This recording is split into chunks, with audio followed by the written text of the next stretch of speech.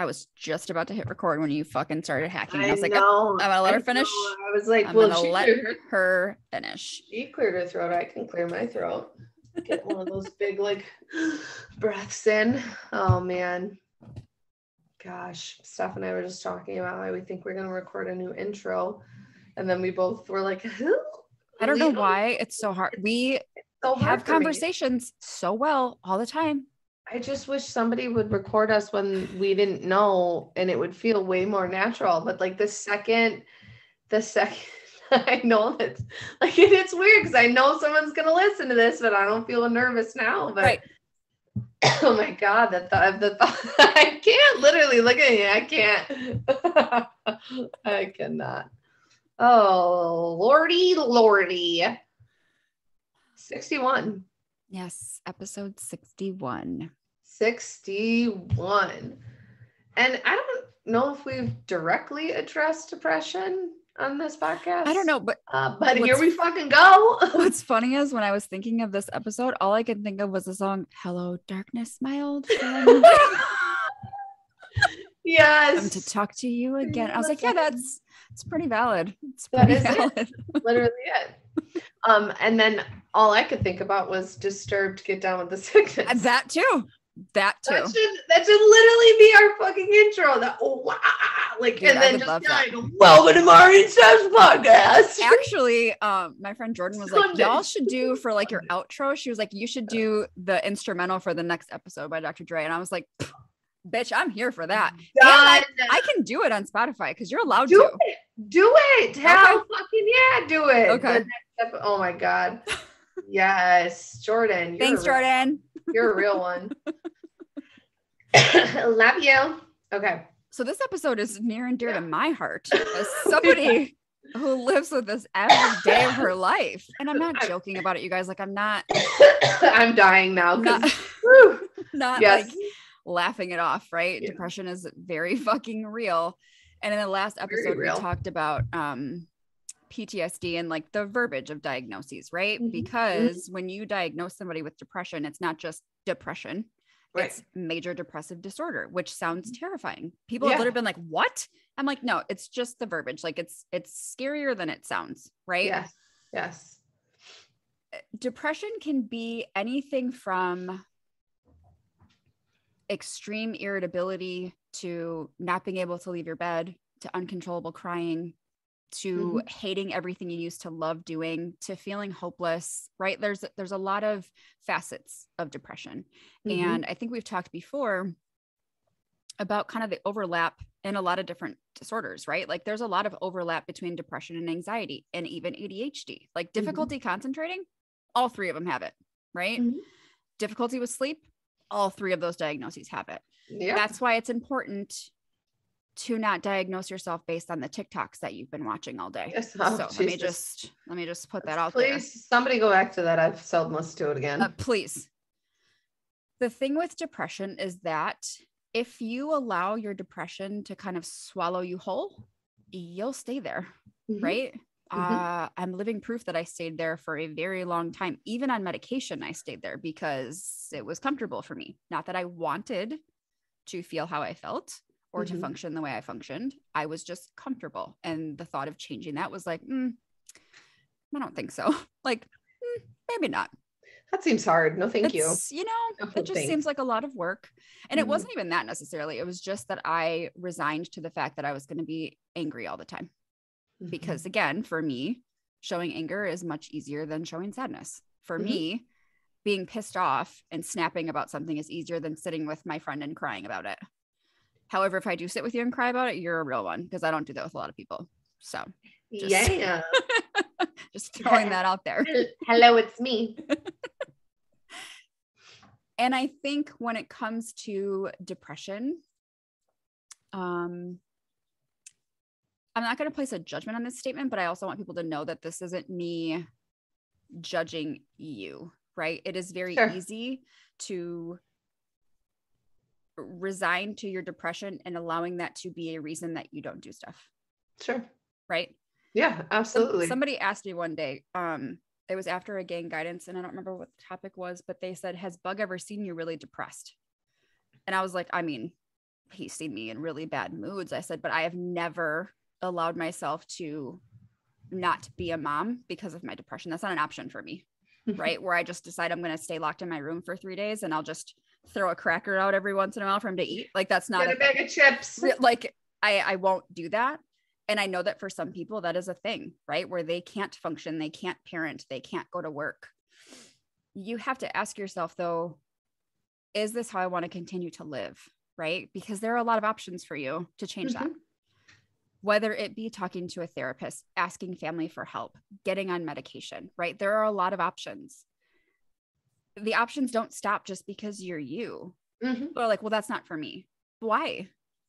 Why not though?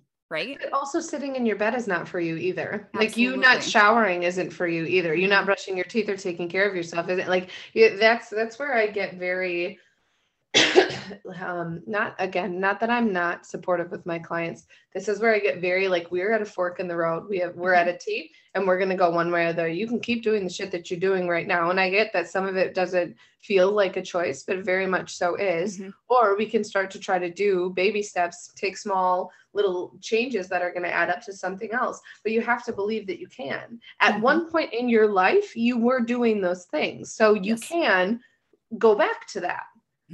You can. Part of depression too is it's called Anhedonia, where you no longer like doing things that you used to like, right?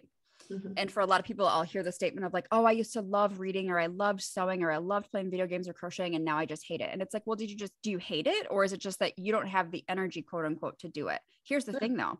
The second you decide I'm going to play video games for 20 minutes, and then you realize, wow, I love doing this again. Like, you want to keep doing it. So there's a skill called behavioral activation, where once you start the behavior, you're activating your brain to see, oh my God, this is actually pretty nice. Or, wow, I feel accomplished, right? Part of a lot of mental health related issues, but like your ADLs, so your activities of daily living, like Mari just said, brushing your teeth, taking a shower. Yeah, those things can seem daunting when you're depressed, right? Of like, I don't even want to get out of bed and shower because what's the point? But the second you do shower, you're like, fuck, I feel so good to be clean. Right? You have to hold on to those little moments where you see the reward to keep going. Right? Does that make sense? Yeah, absolutely. And I tell my people, if you feel like taking a shower is too big of an expense to pay that day, then you need to do something else. What is smaller? Can you brush your teeth? Can you brush your hair? Can you wash your face? Can you do any of those three? Because typically, not typically, but usually what happens is, like you said, to start the behavioral activation, you have to give yourself a chance to feel good, to start feeling better. There's not a feelings bus that's going to come around and run into you and all of a sudden you're going to feel better. So when people are like, I don't have motivation. Yes, honey, I know it's an emotion like anything else. It's not just going to get dropped into your fucking lap. What you need to do is you need to get up and you need to do something. You've got to give yourself a chance to feel good by getting up and doing something. So you've got to try something. And so that, whatever that looks like for you, it could literally be, you can go for a walk down by the beach. You can brush your teeth. You can say, okay, I'm going to brush the left side of my hair and put it into a braid so it doesn't get knotted this time. Like, you do whatever you want to do at whatever step you want to do. Take your nail polish off.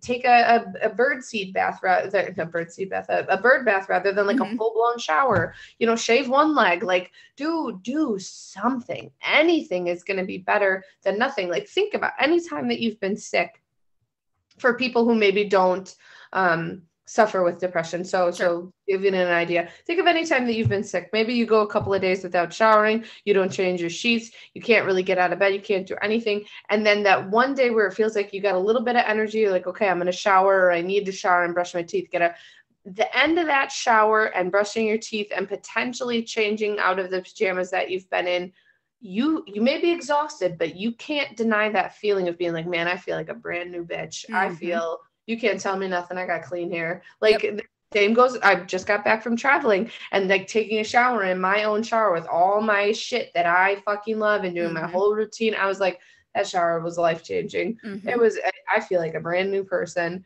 My skin is moisturized. I am ready for the day. So like, that you've got to give, that's what I really need you to hear me when I say this. You have to give yourself a chance to feel good by doing something. You are not just going to feel better because you want to. And that's where this mindfulness is so important. I wish things used to be the way that they used to be before, you know, blah, blah, blah. Or I wish, you know, I could do this again. Or I wish you have to stop placing your happiness on the opposite side of these wishes that you're creating for yourself. You have to do something. You've got to give yourself a chance to feel better. And I will readily admit so for years of struggling with depression, I was living in the past, whether it was, I wish I would have behaved differently, or I wish this wouldn't have happened, or I wish I would have done this. No amount of me wishing for those things would have made them happen or not happen. It wasn't until I realized, like, I have to be present now because it's all I have control over, that I realized, like, okay, well, that shit is what it is. Like, I have this opportunity to change this, right? I can't change this over here. And I tell clients all the time, if you're staying in the past, you're going to stay depressed. If you're steady trying to jump to the future, you're going to stay anxious. You have no control over any of that. You have to be present in the right now and appreciate what you have right now. And it's easier for people to be like, well, when I'm depressed, I don't appreciate anything. I'm not grateful for anything. That's a choice, though. That's a choice. And I can tell you, because I do that all the time. I could easily decide I'm not going to do my goals and gratitudes today because it's stupid. What is that helping me? What the fuck is that helping me? It's not. Literally.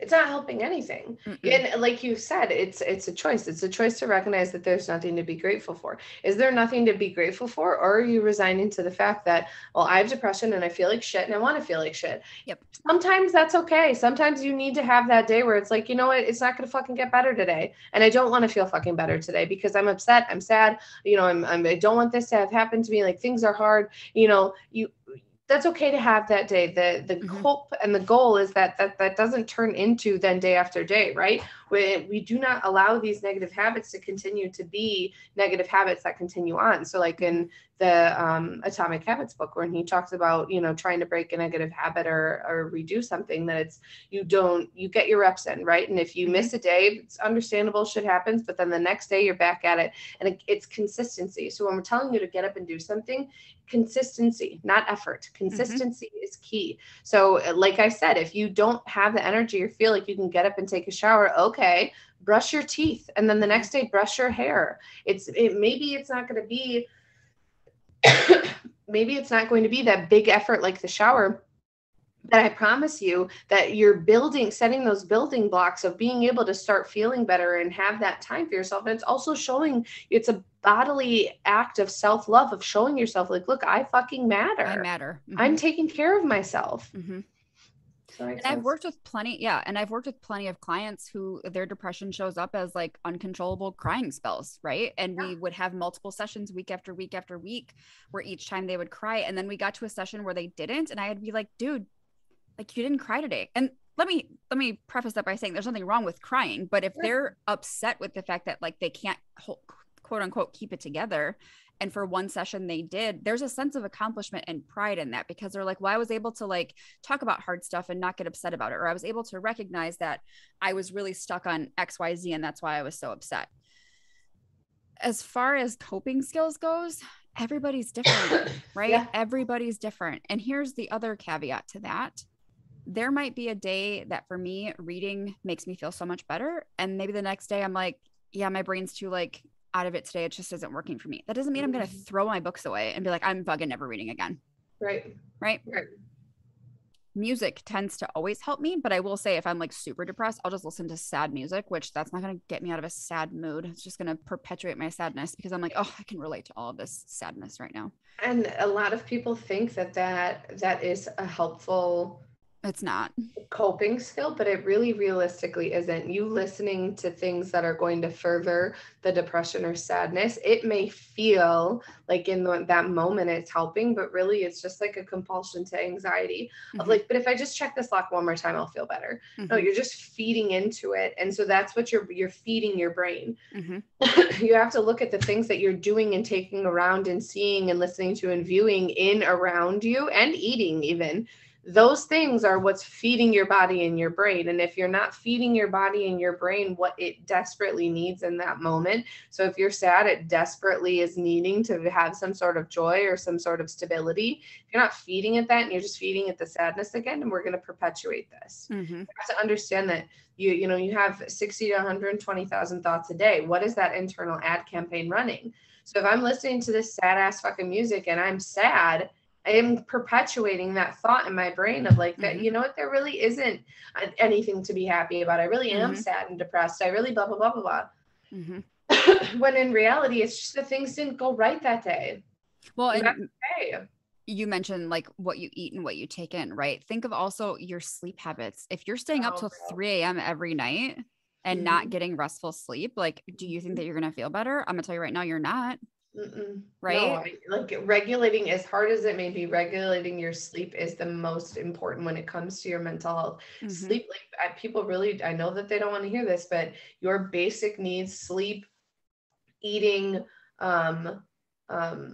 water intake, and physical exercise, those 4 things are so fucking important. They're pivotal when it comes to your mental health and what that is going to look like. I'm not saying you need to be out here eating and training like you're an Olympian. I'm not saying that you need to do anything out of the ordinary, but realistically ask yourself, I'm in this body suit, right? This is my robot that was given to my soul when I got here on this planet. Am I going to make it, or does this body, this suit of armor, my little robot that I've got going on, does it need something? When's the last time I gave it some water or ate a fucking salad or like, you know, went for a walk and was out in nature and, you know, experienced grounding? Like you have to take care of yourself.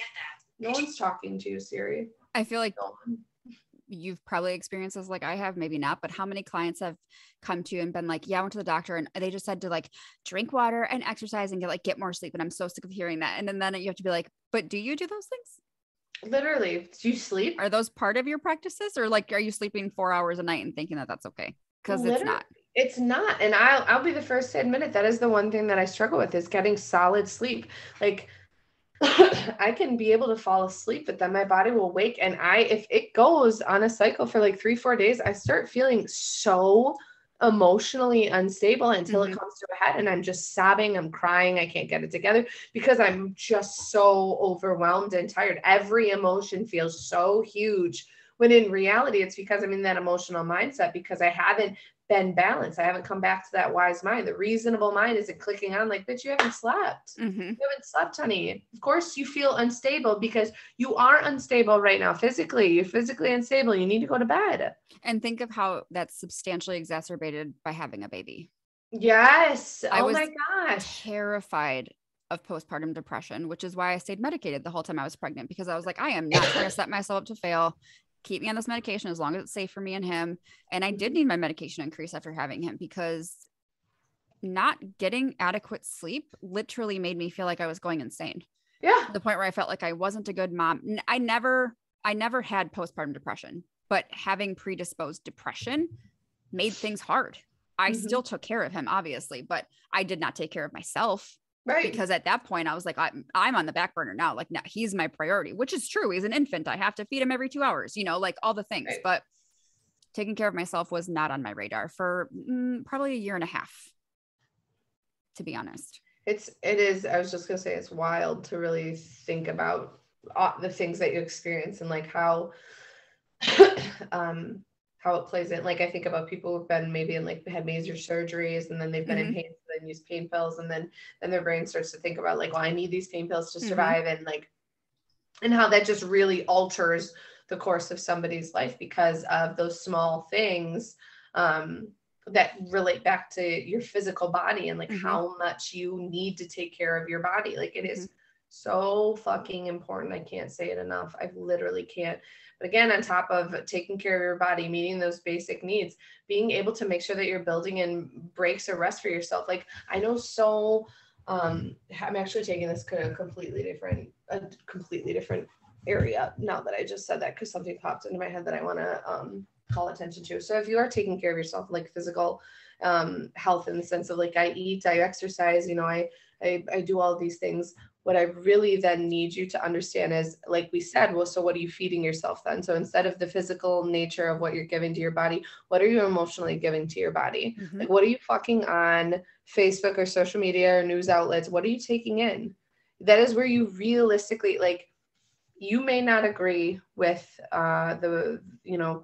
some political parties. You may not agree with what is going on in the world. You may not agree with certain people and who they choose to support and whatnot. What isn't going to be helpful is then you just consistently taking in that information and going back and forth with people and fighting with people. Like, there is a point in 2020 where I really, really, really had to take a step back and get the fuck off of social media.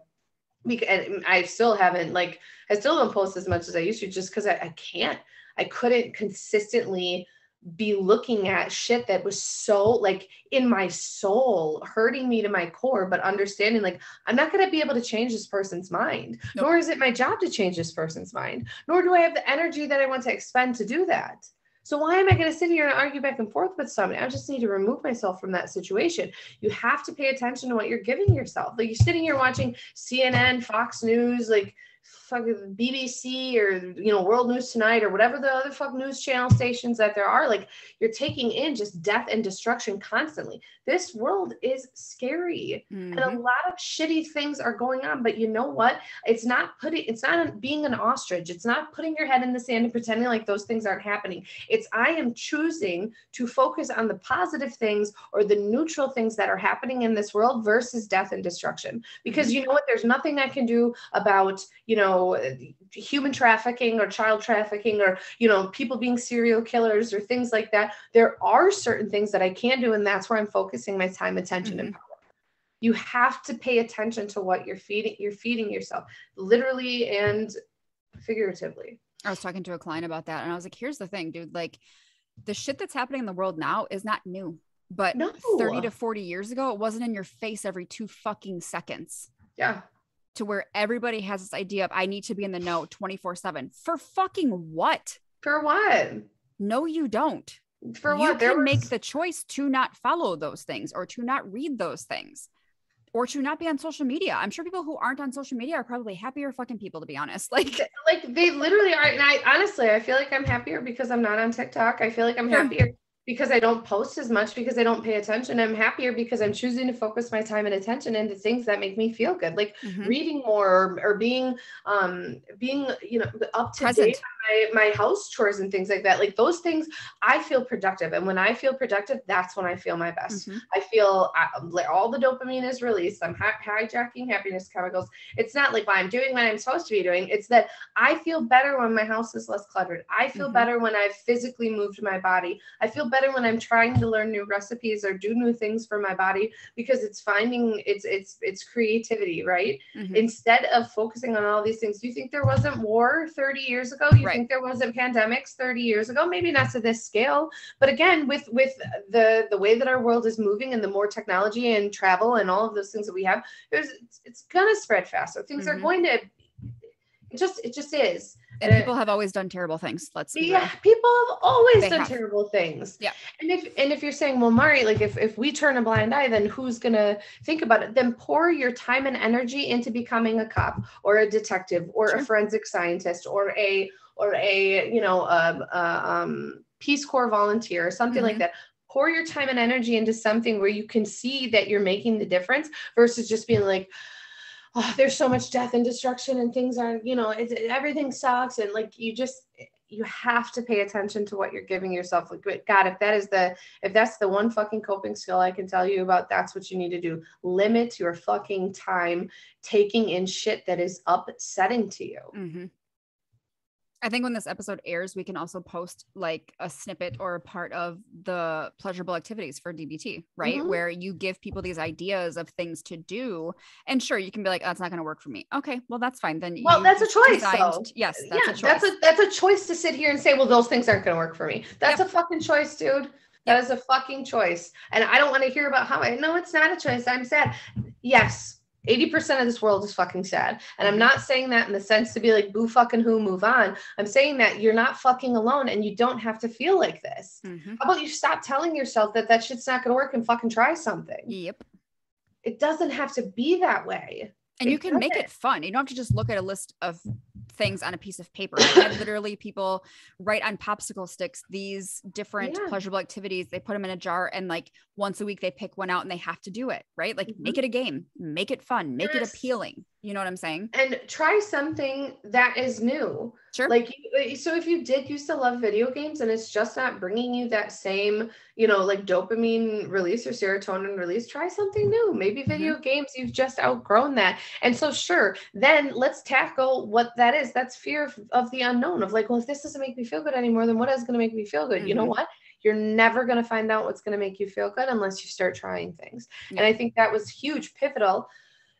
When going through my divorces, I tried so many new things. I tried so many new foods, so many new fitness classes, so many new ways to just bring different experiences into my life. It was so important. So, and some of them worked and some of them was like, I'm never doing this shit again. Sure. Like, but realistically, I would have never known had I not given it a try. So that to me is the most important, is making sure that you are understanding you're not just going to start to feel better. You're not, the depression just isn't going to have a magical ending to it of like, you know, maybe I'll feel better in a couple of years or whatever. It's only going to get better if you start to do something about it. And if you need help, that is what trained professionals are for. You can get a life coach, you can get a therapist, you can get anybody, you can get a personal trainer, you can get any one of those things, somebody who's going to sit and give time and attention to be able to help you work on yourself. That is how you're going to start to lift depression. You didn't get here overnight. It's not going to magically go away in one day. It's not like you're going to try one new fitness class and be like, you know what, I feel fucking phenomenal and I am no longer, sadness doesn't exist. Who is she? Like, it's not how that works. You have to consistency is key. Again, I'm going to say it again. Consistency is key, not effort. I don't want you to go to the gym for 2 hours once a week and be like, okay, now I'm going to start feeling better. No, 10 minutes at the gym every day, or, you know, having, you know, 10 ounces of water more and then increasing week by week. That is what is going to get you, not just chugging a gallon of water one day. And what I tell my depressed clients a lot, and even for myself, right? If I'm trying to set this new goal, yes, I believe people should have like big dreams, right? But don't set a lofty ass goal that you are not going to achieve, that is not feasible for you. Because you know what you're doing? You're setting yourself up to fail and then feel worse. Yes. So if you want to instill a workout regimen, start with saying, I'm going to go for a walk 2 days a week for 15 minutes. Yes. If that doesn't sound okay, then we change it. And then you work up from there and you build a healthy habit. You keep building on it because you're going to feel good each and every time you accomplish it. But if you say, I'm going to work out 6 days a week for an hour, you're setting yourself up to fail, because the second you don't do it, you're like, well, fuck it, I'll just start over next week. No, that's not helpful. Yeah, it's not. It's really not. That's effort. Effort versus consistency. Consistency will win every single fucking time. Every time. So if you have any questions, concerns, or comments, you can email us at rewritingherstorypodcast@gmail.com. Steph is at spookyfitmom13. I am at BEA_XO11. We are at Rewriting Her Story Podcast on Instagram. And we are at Rewriting Her Story Podcast on YouTube as well. Like, share, and subscribe. All the things. You guys liking, sharing, or subscribing helps our page, helps our business grow, and helps us be able to get these episodes that some people desperately need out to them. So please, please, please, like, share, or subscribe. And we'll see you next time. Yes. Bye. Bye.